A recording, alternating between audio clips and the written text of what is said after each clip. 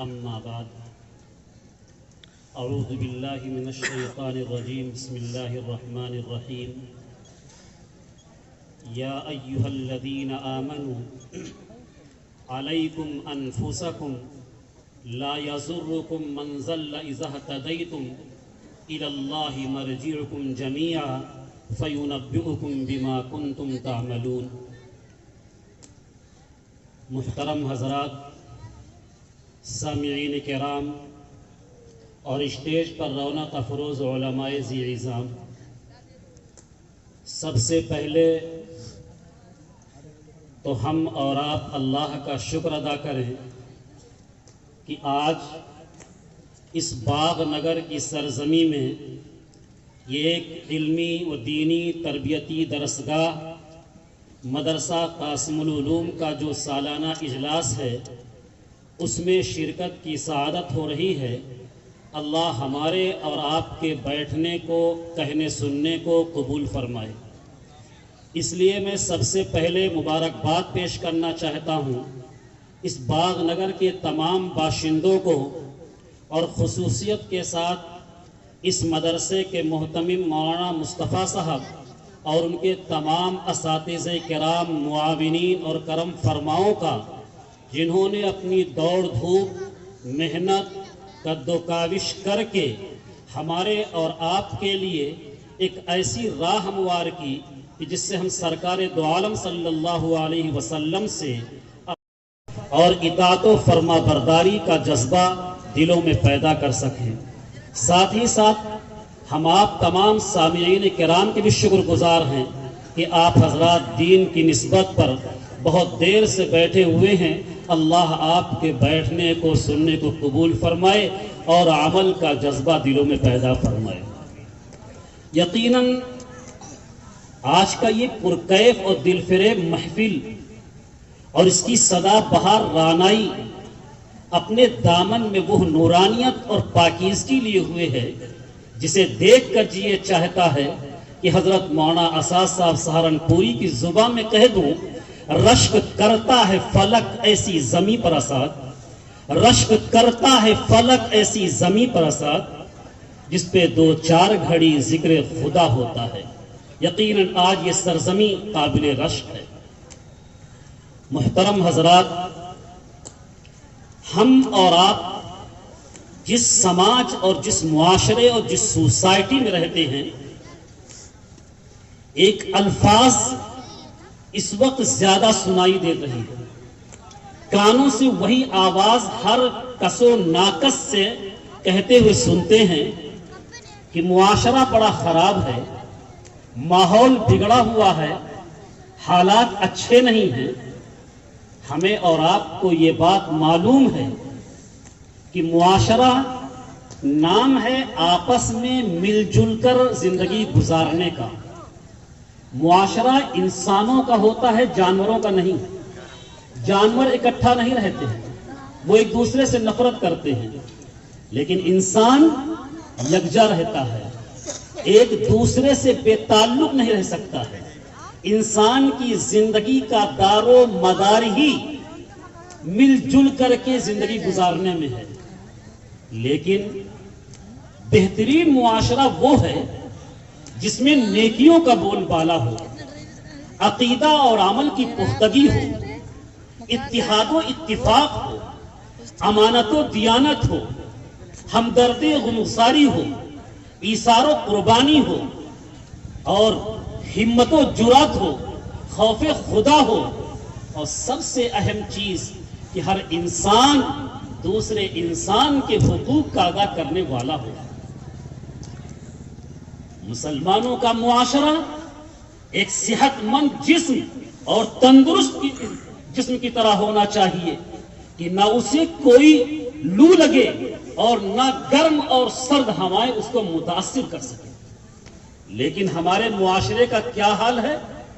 ہم اور آپ اچھی طریقے سے جانتے ہیں کہ کہیں ایمانی اور اخلاقی زوال ہے، تو کہیں عقیدے کی کمزوری اور مداہنت ہے، اور کہیں دین سے دوری، کہیں غیروں کی نقل، کہیں اسلام سے بیزاری، غرضے کی شادی بیاہ جیسی تقریبات میں خود نمائی اور فضول خرچی، اور وہیں دوسری طرف اگر ہم دیکھیں تو سودی لین دین، رشوت کا بازار گرم، بے محابہ، بے پردگی اور بے شرمی، اور آپسی اختلاف و انتشار، اپنوں کی جڑ کھودنا اور دوسروں کو سر پہ بٹھانا، اور کہیں آج کا مسلم نوجوان شراب نوشی، سٹہ بازی، ظلم و زیادتی، چوری اور ڈکیتی، نہ معلوم کیسی کیسی چیزوں کے اندر مبتلا ہے، اور رہی صحیح کسر تو اس موبائل نے پوری کر دی۔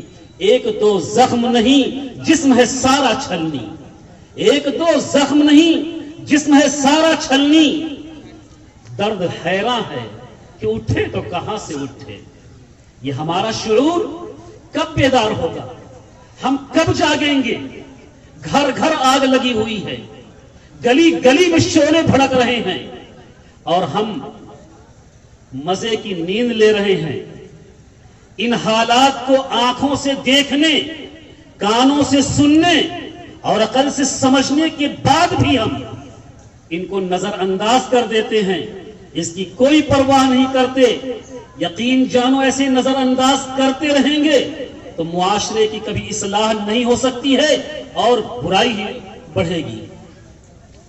ہم دنیاوی معاملات کے اندر تو بہت تیز و ترار، لیکن دینی معاملات کے اندر اتنے غافل، اتنے لاپرواہ کہ اولاد کچھ بھی کرے ہمیں کوئی پرواہ نہیں، بیوی شوہر سے الگ ہو کر کی زندگی گزارے ہمیں اس کا احساس نہیں، غرضے کی ماں باپ کس طریقے سے زندگی گزار رہے ہیں، اولاد کیسی گزار رہی ہے، کیسے ہمارے گھر والے کا ماحول ہے، اس سے بے فکر ہو کر کے ہم سب آزاد ہیں، جو جس طریقے سے جس طرف رخ کیا اس طرف جا رہا ہے۔ سوچنے کی چیز ہے۔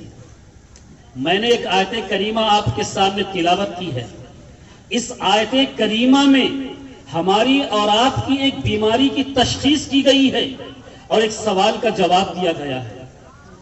آج یہ ہمارے اور آپ کے دل و دماغ میں یہ بات آتی ہے، سوال پیدا ہوتا ہے کہ آج اصلاح حال کے لیے، اصلاح معاشرہ کے لیے نہ جانے کتنی کوششیں مختلف جہتوں سے، مختلف انداز سے کیے جا رہے ہیں، انجمنیں قائم کی جا رہی ہیں، اجتماعات ہو رہے ہیں، جلسے اور جلوس ہو رہے ہیں، لیکن سب کا مقصد یہی کہ معاشرے کے اندر جو برائی پھیلی ہوئی ہے اس کا سد باب کیا جائے، معاشرے اور سماج کے اندر جو برائیاں ہیں اس کو ختم کیا جائے، انسان کو انسان بنایا جائے تاکہ اچھے معاشرے کے اندر سارے لوگ زندگی گزاریں۔ لیکن جب ہم اپنے معاشرے کو دیکھتے ہیں، اپنی سوسائٹی کو دیکھتے ہیں، بازاروں میں نکلتے ہیں، دفتروں میں جا کر کے دیکھتے ہیں، قریب سے زندگی کا مطالعہ کرنے کا موقع ملتا ہے تو پتہ یہ چلتا ہے کہ یہ علماء کی، انجمنوں کی محنتیں اور کوششیں سب ایک طرف اور برائیاں اپنی ایک طرف، کوئی فرق نظر نہیں آتا ہے۔ انفرادی طور پر بہت سارے فوائد ہیں۔ اللہ تعالیٰ ان علماء کرام کو جو دعوت و تبلیغ کے کام کرتے ہیں، مدارس کا کام کرتے ہیں، وعظ و خطابت کا کام کرتے ہیں، تصنیف و تالیف کا کام کرتے ہیں، ان چیزوں کے ذریعہ جو محنت کر رہے ہیں امت پر اور قوم پر، اللہ ان کو جزائے خیر دے اور ان کو اپنی شایان شان اجر عظیم عطا فرمائے۔ یقیناً اس کے فوائد ہیں، لیکن مجموعی حیثیت سے جتنے کام ہو رہے ہیں اس کا کوئی خاص مجموعی طور پر فرق نظر نہیں آتا ہے۔ سوال پیدا ہوتا ہے کہ اتنی محنت، اتنی کوشش، اتنی دوڑ دھوپ، اتنی انجمن، اتنی کمیٹیاں، لیکن کوئی خاص فائدہ نہیں، کیا مسئلہ ہے؟ قرآن کریم کی اس آیت نے ہمیں جواب دیا ہے۔ قرآن کریم نے کہا یا ایھا الذین آمنوا علیکم انفسکم، کہ اے ایمان والو تم اپنے آپ کی خبر لو، تم اپنی زندگی کا محاسبہ کرو، اپنی زندگی کا جائزہ لو، اپنے رات دن کے اعمال کو تم دیکھو. من ضل اذا اهتدیتم، اگر تم یقیناً ہدایت یافتہ ہو، صحیح راستہ تم کو مل گیا ہے، تو جو لوگ گمراہ ہیں وہ تمہیں نقصان نہیں پہنچا سکتے.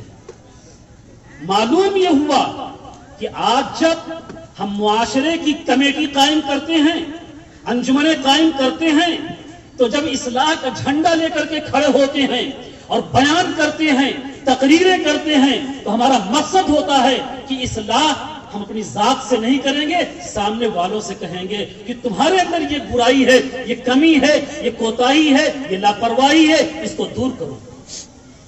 جب ہم اس طریقے سے ہر شخص، آپ دیکھیں مجلسوں کے اندر بیٹھ کر کے، محفلوں کے اندر بیٹھ کر کے، ہوٹلوں پر بیٹھ کر کے ہم کس طریقے سے تبصرہ کرتے ہیں کہ آج کے نوجوان اس برائیوں کے اندر، ان گناہوں کے اندر مبتلا ہیں، خوب مزے لے کر بیان کرتے ہیں.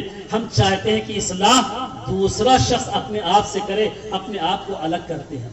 اس طریقے سے ہم کتنی کوششیں کر لیں گے، کوئی فائدہ نہیں ہوگا.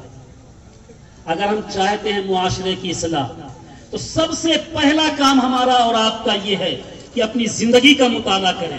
کتنی برائیاں ہمارے اندر ہیں، کتنی کمیاں ہمارے اندر ہیں، کتنی کون خرابی ہمارے اندر ہے.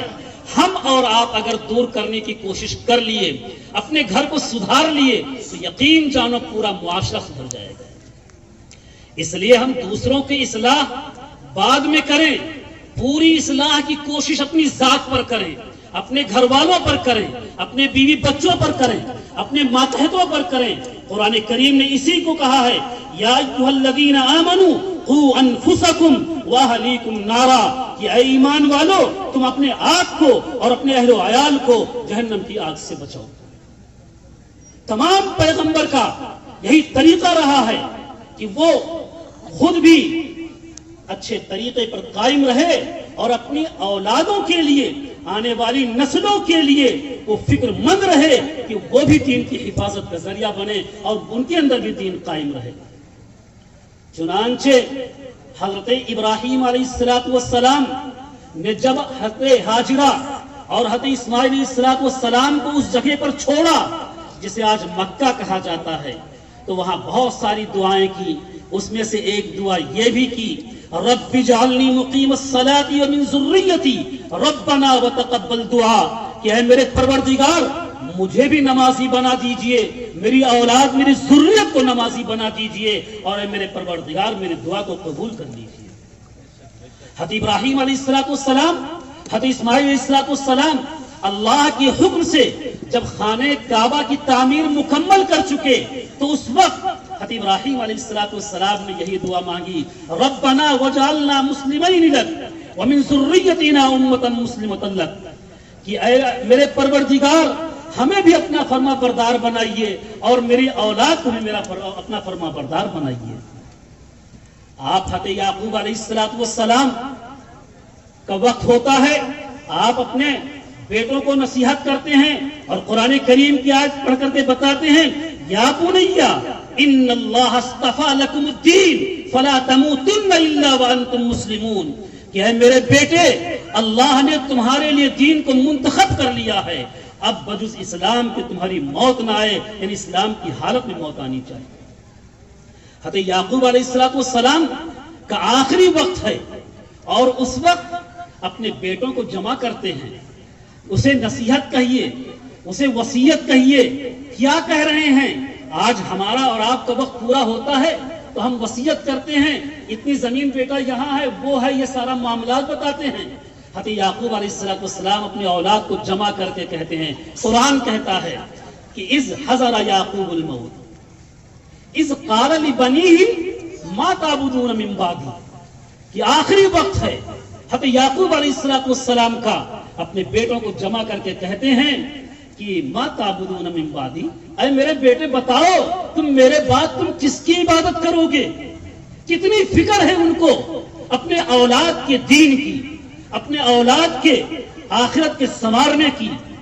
اسی کو قرآن کریم نے کہا ہے، یا ایھا الذین آمنوا قوا انفسکم واہلیکم نارا، کہ اے ایمان والو تم بچاؤ اپنے آپ کو اور اپنے اہل و عیال کو جہنم کی آگ سے.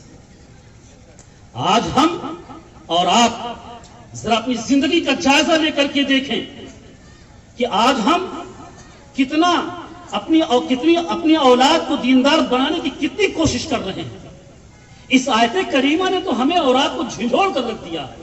ہم سوچتے ہیں کہ ہم نمازی ہو گئے، ہم زکوٰۃ دینے والے ہو گئے، رمضان کا مہینہ آیا روزہ رکھنے والے ہو گئے، یہ جنت میں جانے کا سرٹیفکیٹ مل گیا۔ قرآن کریم کی اس آیت نے ہمیں اور آپ کو جھنجھوڑ کر رکھ دیا ہے، خواب غفلت سے بیدار کر دیا ہے کہ اے مسلمانوں، تمہارا ذاتی عمل صرف نجات کے لیے کافی نہیں ہے۔ اگر تم نجات چاہتے ہو تو تمہیں اپنی اولاد کی فکر کرنی ہوگی۔ جس طریقے سے جہنم سے بچنے کے لیے تمہیں اپنے آپ کو جہنم سے بچانے کے لیے کوشش کر رہے ہو، نمازوں کی پابندی کر رہے ہو، زکوٰۃ ادا کر رہے ہو، روزے رکھ رہے ہو، اچھے معاملات کر رہے ہو، اچھے اخلاق سے پیش آ رہے ہو، یہ ساری کی ساری چیزیں تمہیں اپنے اولاد کو بھی دینی ہوگی۔ آج حقیقت یہی ہے، ہم اور آپ نہیں بلکہ بڑے بڑے دینداروں کے گھرانوں کو دیکھیں کہ انسان اپنی ذات کے اعتبار سے صف اول میں حاضر ہو رہا ہے، سارے احکام کا پابند ہے، لیکن اس کے بچے، اس کے بیوی، اس کی اولاد، زمین و آسمان کا فرق نظر آتا ہے۔ کوئی دین کا احساس نہیں ہے، کوئی شریعت کا احساس نہیں ہے۔ یہ ذمہ داری ہمیں اور آپ کو اوڑھنی ہوگی۔ حدیث میں آتا ہے کلکم راعٍ وکلکم مسئول عن رعیتہ، تم میں سے ہر شخص نگراں ہے اور اس سے ہر شخص سے اس کے ماتحتوں کے بارے میں سوال کیا جائے گا، پوچھا جائے گا کہ اولاد کو سنوارنے میں یہ ماں باپ کا کتنا دخل ہے۔ شوہر سے پوچھا جائے گا، باپ سے پوچھا جائے گا تم نے اپنے اولاد کو دیندار بنانے کے لیے کتنی محنتیں کی ہیں۔ ماں سے پوچھا جائے گا تم نے اپنے اولاد کو نیک بنانے کے لیے تمہارا اس میں کتنا حصہ ہے۔ شوہر سے پوچھا جائے گا تم نے بیوی کو دیندار بنانے میں کیا رول ادا کیا ہے۔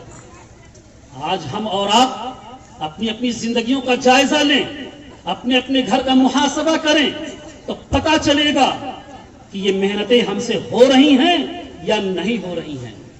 آج ہم لوگ ایک زمانے سے تقریریں سن رہے ہیں، بڑے اچھے اچھے بیانات سنتے ہیں، لیکن اصلاح کا کوئی خاص فائدہ نہیں ہوتا ہے۔ کیوں؟ اس لیے کہ ہم سوچتے ہیں کہ یہ برائی دوسروں کے اندر ہے، یہ کمی دوسروں کے اندر ہے، وہ اصلاح کرے۔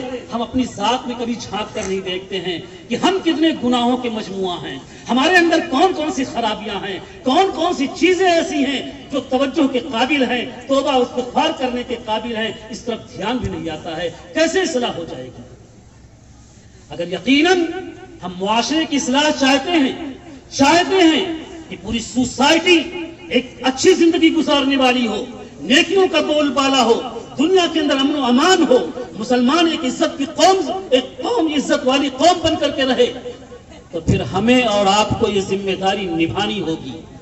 ہمیں اپنی زندگی کا محاسبہ کرنا ہوگا، اپنے اولاد کے بارے میں غور و فکر کرنی ہوگی، اپنے بیوی اور بچوں اور ماتحتوں کے بارے میں سوچنا ہوگا، اپنی نئی نسلوں کے بارے میں غور کرنا ہوگا کہ ان کو ہم بنائیں۔ اگر ہم نے اور آپ نے اپنے گھر کی اصلاح کی صرف فکر لے لی، آج ہمیں یہی بات ہے، ہم گھر نہیں دیکھتے ہیں، سب سے پہلے دوسروں کو دیکھتے ہیں۔ دوسروں کو ہرگز نہ دیکھیں دوسرا کیا کر رہا ہے، سب سے پہلی ذمہ داری کہ اپنے گھر کو دیکھیں، اپنی زندگی کو دیکھیں، اپنے بیوی بچوں کو دیکھیں، اپنے اولاد کو دیکھیں، اپنی نسلوں کو دیکھیں، ان پر محنت کریں، ان کو نیک بنانے کی کوشش کریں، ان کے دل و دماغ میں آخرت کی فکر ڈالیں۔ یقین جانو جب یہ فکر پیدا کر لیا اگر ہم نے اور آپ نے، ہر گھر کے اندر چراغ جلے گا تو پورا معاشرہ خود بخود چمک جائے گا۔ اگر ہم اور آپ اپنے بچوں کو کیا سمجھائیں، اپنے بچوں کو کیا تعلیم دیں، ایمان کی تعلیم دیں، اس کا عقیدہ مضبوط کریں، اس کو ہم ایمان مفصل کی ساری چیز سمجھائیں، اللہ کی کتابوں پر ایمان لانا، فرشتوں پر ایمان لانا، آخرت پر ایمان لانا، مرنے کے بعد حساب و کتاب پر ایمان لانا، یہ ساری چیزیں اپنی اولاد کو ہم سمجھائیں۔ بیٹھ کر کے ہم اپنی اولاد کو دنیا کی چھوٹی چھوٹی چیزیں سمجھاتے ہیں کہ بیٹا مہمان آئیں گے تم ذرا شرافت سے رہنا، اسکول جانا تو اس طرح جانا، بڑوں کے سامنے جانا تو سلام کرنا، اور اس طرح رہنا اس طرح رہنا، ساری چیزیں ہم سمجھاتے ہیں۔ لیکن بتاؤ ذرا ہم نے اپنے بیٹوں کو بٹھا کر کے کتنی آخرت کی فکر کی باتیں بتائی، کتنا زیادہ اللہ کا خوف اس کے دلوں کے اندر ڈالا، کتنی زیادہ ہم نے اس پر محنت کی۔ ہم اور آپ کہنے کی چیز نہیں، صرف محاسبے کی چیز ہے، اپنے اپنے دل کا محاسبہ کریں۔ اگر حقیقتاً ہم کسی کے ماں باپ ہیں تو ہماری ذمہ داری ہے کہ ہر ماں باپ کو یہ چند نصیحتیں یاد ہونی چاہیے اپنی اولاد کے لیے، جو حضرت لقمان علیہ السلام نے اپنے بیٹے کو نصیحت کی تھی۔ حضرت لقمان نے اپنے بیٹے کو کیا نصیحت کی؟ سب سے پہلی نصیحت کی، یا بنیا لا تشرک باللہ ان الشرک لظلم عظیم، کہ اے میرے بیٹے اللہ کے ساتھ شرک مت کرو، کیونکہ شرک بہت بڑا ظلم ہے۔ آج ہم نے اپنے بیٹے کو اتنی بڑی چیز کبھی سمجھاتے ہی نہیں، کبھی بتاتے ہی نہیں کہ عقیدہ توحید ہے کیا چیز۔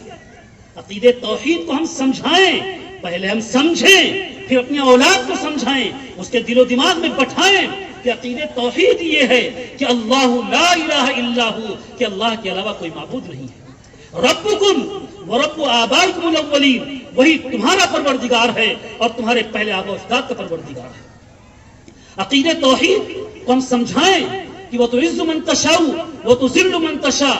اس کائنات کے اندر بیٹا ہر شخص عزت چاہتا ہے، لیکن اچھے لباس پہن کر کے، اچھے گاڑیاں لے کر کے، اچھی بلڈنگ بنا کر کے ان چیزوں سے عزت حاصل نہیں ہوتی ہے۔ وہ تو عز من تشاء وہ تو ذل من تشاء، عزت اور ذلت دینے کا مالک اللہ ہے۔ ہم اپنے بیٹے کو یہ نصیحت کریں کہ بیٹا اس دنیا کے اندر دار و اسباب میں رہ کر کے ہم روزی روٹی کماتے ہیں، ہم کاروبار کرتے ہیں، ہم فیکٹری قائم کرتے ہیں، کھیتی باڑی کرتے ہیں، لیکن روزی اسی سے حاصل نہیں ہوتی۔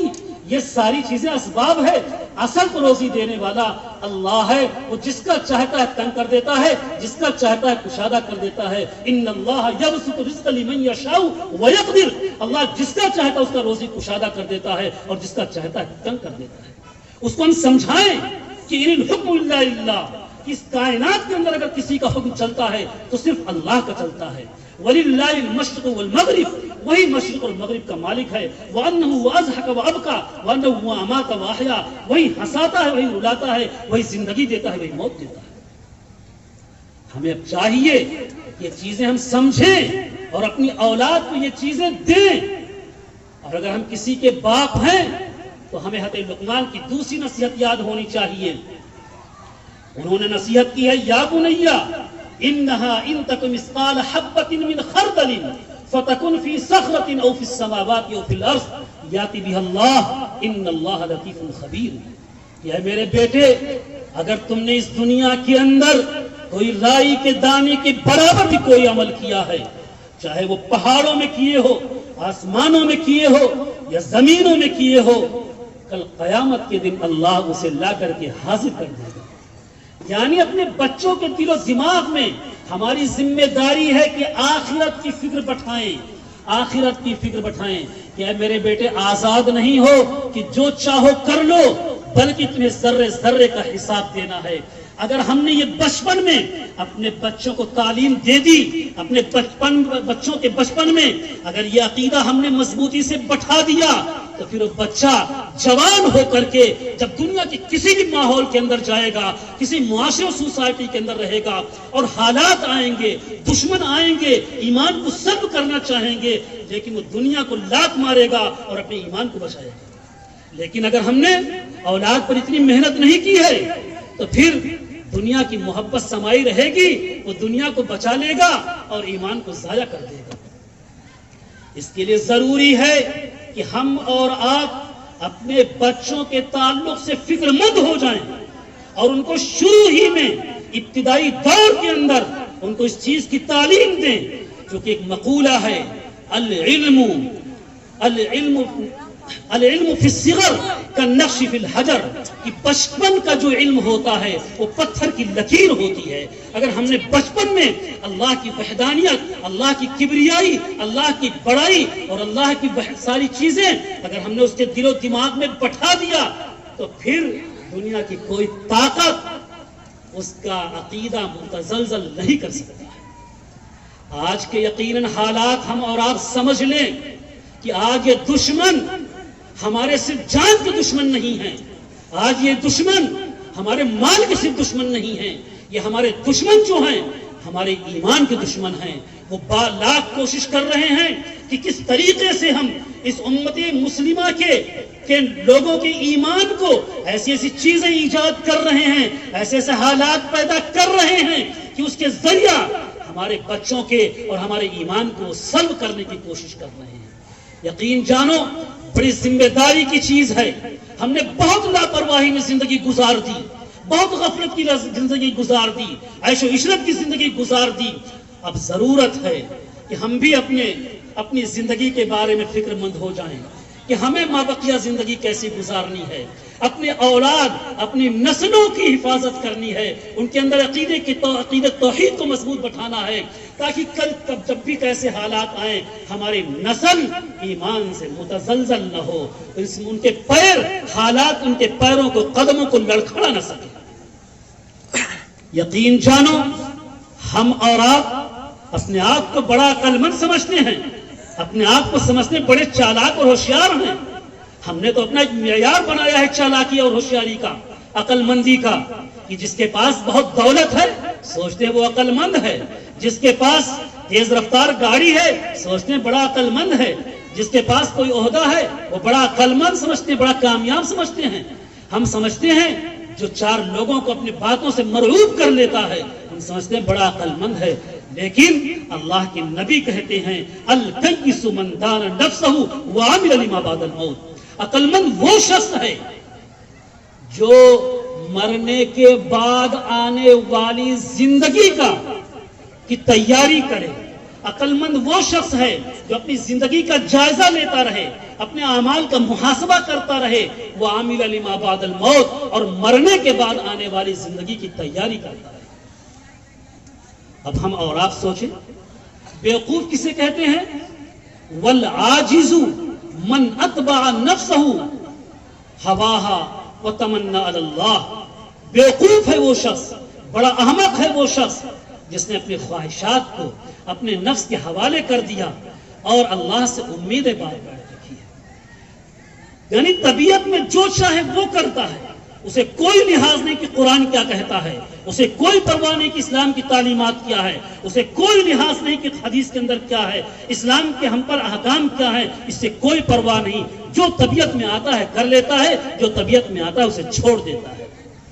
لیکن یہ بہت بڑی بیوقوفی کی بات ہے، ہم سوچتے ہیں کہ مرتے ہی فوراً جنت ہاتھ آ جائے گی، نہیں، اگر ہم چاہتے ہیں آخرت کی زندگی تو ہمیں اس 60 سالہ 70 سالہ زندگی کو یہاں محنت کرنی ہوگی، مجاہدہ کرنا ہوگا، اپنے نفس کا محاسبہ کرنا ہوگا، تب جا کر کے وہ آخرت کی زندگی ہمیشہ کی زندگی کامیاب ہوگی۔ اس دنیا کو ہم ناپائیدار سمجھیں، یقین جانو ہم اور آپ روزانہ دیکھ رہے ہیں دنیا اتنے دنوں سے آباد ہے، کتنے لوگ چلے گئے، آ رہے ہیں جا رہے ہیں، ہم بھی آئے ہیں، اور نہ معلوم ہم بھی کتنے لوگوں کو اپنے کندھوں پر لاد کر کے منو مٹی کے نیچے دفن کرائے ہیں۔ وہ وقت آئے گا کہ ہمیں بھی کچھ لوگ پہنچا دیں گے وہاں۔ ذرا غور کر کے دیکھو، جب یہ دنیا چند روزہ ہے، ہم اور آپ کتنے غافل ہو کر کے زندگی گزارتے ہیں۔ ہم نہاتے ہیں، ہم کپڑے پہنتے ہیں، ذرا سا اپنی زندگی کا اصلاح کر لیں، آخرت کی فکر بٹھا لیں کہ آج ہم اپنے ہاتھوں سے نہا رہے ہیں، وہ دن بہت جلد آنے والا ہے کہ ہم نہائیں گے نہیں، نہلائے جائیں گے۔ آج ہم اپنے ہاتھوں سے کپڑے پہن رہے ہیں، وہ دن بہت جلد آنے والا ہے کہ ہم کپڑے پہنیں گے نہیں، ہمیں کپڑا پہنایا جائے گا۔ آج ہم اپنے کپڑوں پر خوشبو اور عطر لگاتے ہیں، وہ دن بہت جلد آنے والا ہے کہ ہم عطر لگائیں گے نہیں، ہمارے کپڑوں پر عطر لگایا جائے گا۔ آج ہم نمازوں کے لیے گھر سے نکلتے ہیں، وہ دن بہت جلد آنے والا ہے کہ ہم نماز کے لیے نکلیں گے نہیں، بلکہ لوگ ہمیں نماز کے لیے نکالیں گے، اور ہم نماز یہاں پڑھتے ہیں اور وہاں نماز پڑھی نہیں جائے گی، پڑھیں گے نہیں، بلکہ ہماری نماز پڑھی جائے گی۔ اس چیز کو غور کرو، اس چیز کا استحضار کرو۔ جب اس چیز کو ہم ذہن میں بٹھائیں گے تو پھر اللہ کے راستے میں یا اللہ کے احکام پر عمل کرنا ہمارے لیے آسان ہو جائے گا۔ آج ہم جب تنہا ہوتے ہیں، بند کمروں کے اندر ہوتے ہیں، طبیعت چاہتی ہے کہ بس جو چاہے موبائل میں دیکھ لے، جو چاہے کر لے، کوئی دیکھنے والا نہیں، کوئی جاننے والا نہیں۔ یہ بہت بڑی غلط فہمی کے اندر مبتلا ہیں، اسی وجہ سے ہم سے گناہ سرزد ہوتے رہتے ہیں۔ اگر اس وقت ہم نے اپنے نفس کا محاسبہ کر لیا، ارے کوئی نہیں دیکھ رہا ہے، لیکن یہ زمین کا ٹکڑا جس پر بیٹھ کر یہ ہم کام کر رہے ہیں، قیامت کے دن یہ ٹکڑا ہمارے اور آپ کے خلاف گواہی دے گا۔ قرآن کریم کہتا ہے یومئذ تحدث اخبارہا، یہ زمین جس نے اپنی خبریں بیان کرے گی کہ فلاں نے میرے پشت پر بیٹھ کر کے نمازیں پڑھی ہیں، قرآن کریم کی تلاوت کی ہے، ذکر و اذکار کیا ہے، یا کسی نے ظلم کیا ہے، چوری کیا ہے، زنا کیا ہے، غیبت کیا ہے، جو کچھ کریں گے یہ کل قیامت کے دن ہمارے اور آپ کے خلاف گواہی دے گا۔ ہم بھول جاتے ہیں کہ کوئی دیکھنے والا نہیں۔ ذرا سوچو، اللہ نے فرشتے متعین کر رکھے ہیں، کرامن کاتبین یعلمون ما تفعلون، کرامن کاتبین جانتے ہیں ان تمام چیزوں کو جس کو تم سب کرتے ہو، تو سب ساری چیزیں محفوظ ہو رہی ہیں، تو پھر اتنی غفلت کیوں؟ ضرورت ہے کہ ہم اللہ کا خوف اپنے دل و دماغ میں بٹھائیں۔ جب یہ چیز مستحضر رہے گی دماغ میں، تو گناہ، آنکھوں سے ہم گناہ کرنا چاہیں گے، ہم کانوں سے غلط سننا چاہیں گے، زبان سے غلط بولنا چاہیں گے، ہاتھ سے غلط کرنا چاہیں گے، آنکھ سے غلط دیکھنا چاہیں گے، لیکن یہ احساس ہمیں اور آپ کو گناہوں سے روک دے گا کہ اللہ دیکھ رہا ہے، اس کے فرشتے نوٹ کر رہے ہیں۔ اس سے باز آ جاؤ، کل قیامت کے دن اللہ کو کیا منہ دکھاؤ گے؟ اس لیے ضرورت ہے کہ ہم اور آپ خود نیک بنے، دیندار بنے۔ وقت بہت زندگی کا غفلت میں، لاپرواہی میں گزر گیا کہہ لیجیے۔ جو تھوڑا سا وقت ابھی باقی ہے اس کی قدر کر لیں۔ یقین جانو، یہ ہم اور آپ جو اس دنیا کے اندر بھیجے گئے ہیں، یہ بالکل سمجھ لو دارالامتحان ہے۔ امتحان حال جیسے ہوتا ہے، کسی بچے کو 3 گھنٹے کا وقت ملتا ہے کہ اس میں لکھنا ہے، وہ وقت کو ضائع نہیں کرتا ہے۔ جو جتنا اچھا پورا وقت کا لحاظ کر کے لکھے گا اتنا اچھا کامیاب ہوگا، اور جو بیٹھا رہے گا ویسے ہی کھیلے کودے گا وہ فیل ہو جائے گا۔ تو ہم یہاں جو 60 سالہ 70 سالہ زندگی ہمیں اور آپ کو ملی ہے، یہ امتحان حال ہے۔ اس کا جواب یہی ہے کہ اللہ کے احکام پر عمل کر لینا، رسول اللہ صلی اللہ علیہ وسلم کے فرمودات کو اپنی زندگی کے اندر عمل لانا، یہ اس سوال کا جواب ہے۔ یہ امتحان جو بھی اللہ کے سوال ہیں سب کا یہ جواب ہے۔